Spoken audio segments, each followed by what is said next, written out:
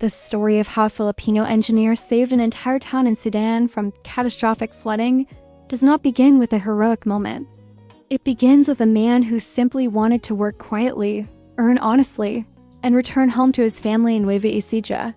His name was Engineer Mario Santos, a 42-year-old civil engineer whose life had always been defined by modesty and discipline. He was not the type to brag. Even when he worked on major infrastructure projects in Manila and Davao, he would always tell friends, "I just did my job." But on a hot, wind-burned afternoon in Sudan, Mario would face something no blueprint had ever prepared him for. Something that would test not just his engineering skill, but his instinct, courage, and belief that even ordinary people can change fate. He had been hired by a Sudanese construction firm to help maintain and improve river barriers along the Nile tributaries. The job was simple at first: reinforce concrete floodgates, inspect soil stability, check flood level markers.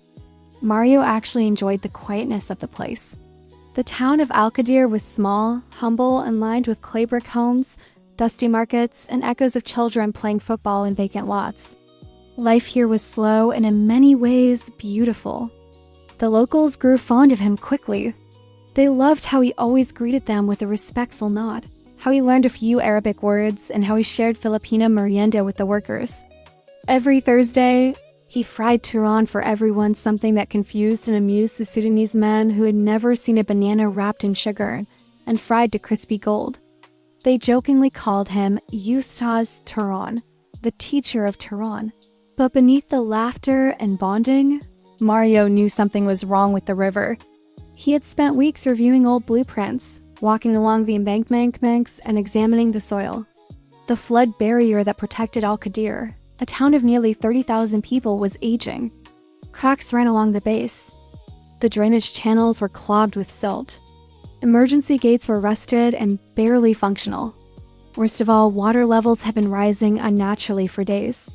And then, during a routine inspection, Mario felt it, not just saw it. The ground was trembling slightly, almost like a soft vibration.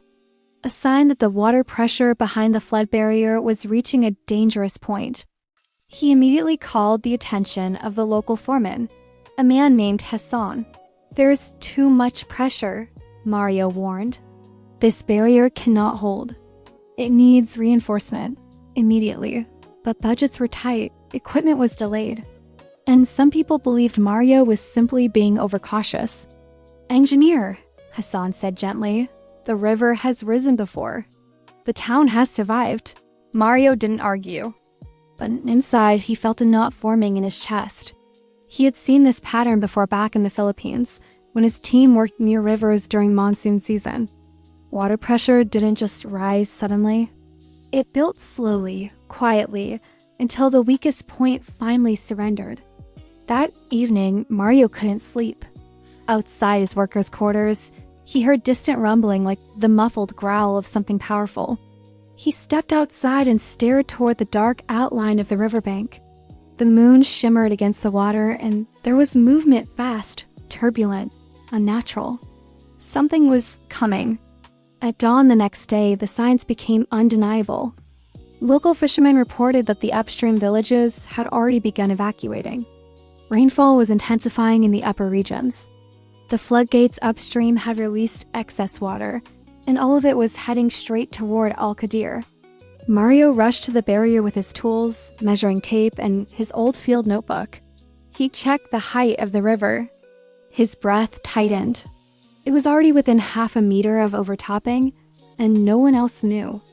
Without hesitation, he ran straight to the mayor's office.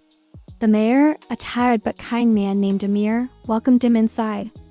"Engineer Santos, what brings you here so early?" Mario didn't waste a second. "Sir, the flood barrier will fail within hours, not days. We need to begin evacuation immediately." The mayor froze. "Are you certain?" "Absolutely certain," Mario replied. "I have seen this before, in the Philippines. If we wait, there will be no time." The mayor knew Mario was not a man who exaggerated. Without further argument, he summoned the town council. By sunrise, loudspeakers were rolling through every street, calling for organized evacuation. Families gathered their belongings, shops closed. Neighbors helped each other carry sacks, crates, animals, and children. Panic spread, but the mayor worked tirelessly to keep order. Yet even as evacuation began, Mario made a decision he never expected to make. He would not leave. He could not leave. If the barrier failed completely, the flood would sweep through the entire region, not just the town. And if they could buy even 1 hour more lives could be saved. So he returned to the riverbank with the construction crew. They had limited materials, sandbags, a broken excavator, old timber, and loose concrete. But Mario knew how to make every piece count. Form a double line of sandbags along this weak point, he instructed, pointing to the section with microfractures. Dig trenches here to divert excess flow. And clear the debris from the emergency gate. We need it functioning again. The Sudanese workers followed his commands without hesitation. They trusted him more than they trusted any official. And Mario worked harder than anyone. He carried sandbags on his shoulders. He hammered support beams with blistered hands. He waded into muddy water up to his waist to inspect the underflow. Hours passed. The sky darkened. The sound of rushing water grew louder. Then, just after noon, the impossible happened. A deafening crack split the air. The barrier had begun to collapse. Water exploded through a fracture, roaring like thunder. Workers screamed for everyone to run. The ground shook violently as the force of the river broke through. Mud and debris shot upward like volcanic ash. The flood had begun. Mario didn't run. He grabbed a metal pole, one of the few intact reinforcement rods, and jammed it into the widening crack. Then he shouted to the others, "More sandbags! Seal the sides! Don't let it widen!" What he did in those minutes defied logic. Every second counted. Every shift in pressure changed the outcome. But Mario moved with both desperation and precision, like someone who could see the entire structure's weakness in his mind. Hassan screamed over the roaring water, "Engineer! The wall is giving way, we have to go." But Mario didn't stop. "Keep building the sandbag wall, 10 more minutes, we need 10 more minutes." He didn't need weeks to save the town. He didn't need heavy machinery. He needed only enough time for the last families to evacuate to the highlands. With trembling arms, aching legs, and soaked clothing, Mario fought against the force of nature itself. And for a brief, unbelievable window, he won. The makeshift barrier slowed the collapse. The sandbag reinforcement redirected the most destructive surge. The trench system he designed carried excess water away from populated areas. That 10-minute window allowed the entire municipal district to reach high ground. And when the barrier finally gave way fully, the town was flooded, but not destroyed. Homes were damaged, but not swept away. People were displaced, but alive. The death toll was 0, a miracle attributed to a quiet Filipino engineer who refused to leave his post. When the flood finally subsided hours later, volunteers found Mario sitting on a muddy slope, exhausted, soaked, and shivering, but alive. His glasses were gone. His hands were cut and bruised, yet he managed a weak smile. "Did everyone make it?" he asked. "Yes," the mayor answered, tears in his eyes. Everyone. Word of Mario's heroism spread quickly. By the next day, Sudanese radio stations reported the story of the Filipino engineer who saved an entire town. Locals visited him with gift bread, blankets, bottles of clean water, dates, and traditional Sudanese tea. Children approached him shyly, calling him Amir Mario, Prince Mario. But Mario never accepted the title of hero. When interviewed by local press, he simply said, "Filipinos are like that. We help when we can. That is who we are." His company offered him a major promotion. The Sudanese government gave him a certificate of heroism and a medal rarely awarded to foreigners. But the greatest reward came weeks later, when he returned to the Philippines.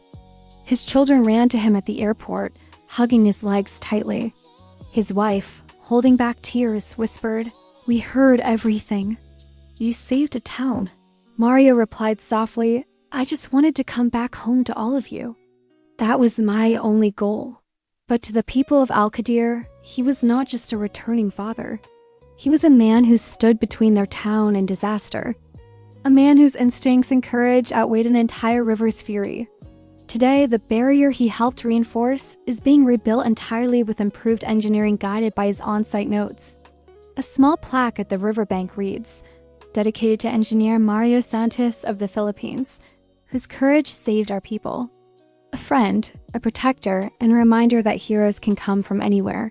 And though Mario never sought recognition, one truth remains undeniable. A Filipino engineer saved an entire town in Sudan, not with machines, not with wealth, but with expertise, instinct, and the unshakable Filipino spirit that refuses to leave anyone behind.